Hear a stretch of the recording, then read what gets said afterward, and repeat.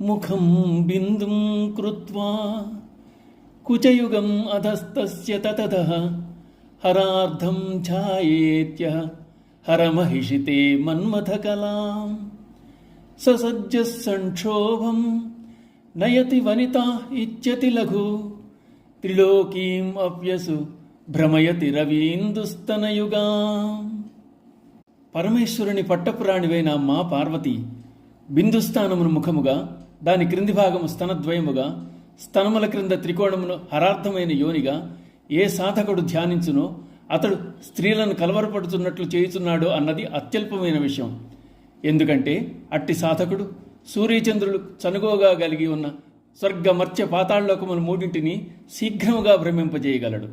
ఇది కామకళారూప ధ్యానం. ఇది కూడా ఒక ధ్యాన ప్రక్రియ. అమ్మవారి ముఖము బిందువు.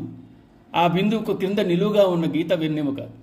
గీతకు ఇరువైపులా చుట్టిన తలములు స్తనద్వయం. ఎక్కడ స్తనములని చెప్పబడుతోందో అక్కడ అమ్మవారి జగత్పోషక స్థానమైన మాతృస్థానం గుర్తుకు రావాలి. చరచరాత్మకమైన జగత్తంతా అమ్మ ప్రసాదిస్తున్న పోషణ వల్లనే స్థితి పొందుతున్నాయి. సృష్టి అంతటికీ అమ్మే ఆధారం. హరార్థం అనగా హకారంలో అర్ధ, శివవాచకమైన అక్షరంలో క్రింది భాగం. హరార్థం అనగా హర అనగా శివుడు, అర్థం అనగా అమ్మవారు. అమ్మవారు శివుని యొక్క శక్తి, త్రికోణ రూపిణి శక్తి. కనుక యోని సకల జీవులకు జన్మస్థానం. అది జీవరాశుల ఉత్పత్తికి కారణమైంది. అందుచేత మాతృస్థానం. ఇది కామకళారూప ధ్యానం. ఎవరైతే ఆ విధంగా ధ్యానం చేస్తారో వారు ముల్లోకాలను జయిస్తారు. ప్రాపంచిక విషయాలు వారికి పట్టవు. అవి వారిని నియంత్రించలేవు. కామకళారూప ధ్యానం అంటే కామ అనగా ఏ కోరికనైనా కామం కిందికి వస్తుంది. భక్తులు ఏవి కోరుకుంటే అవి అమ్మ ఇస్తుంది. ముఖము, స్తనద్వయము, మాతృస్థానము ధ్యానిస్తే సద్యఫలితముగా ధ్యానించు సాధకునికి స్త్రీ వశీకరణం సాధ్యపడుతుందని చెప్పబడుతోంది.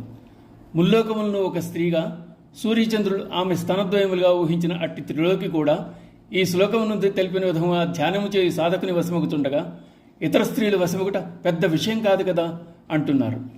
కంఠము నుండి కటి వరకు గల ప్రదేశమును కామకళాకూటం అంటారు. అది అనుభవ స్థితికి చెందింది. అందుచేత కామరూప ధ్యానం. అందుకే పార్వతీ పరమేశ్వరులు కామేశ్వరులుగా పిలువబడ్డారు. కామేశ్వరి కోరికలను జయించింది. అమ్మవారు సాధకులను కూడా కోరికలకు అతీతంగా తీసుకుని వెడుతుంది. కోరికలు తీరిన తర్వాత మోక్షస్థితి కలుగజేస్తుంది. శ్రీ మాత్రే నమః.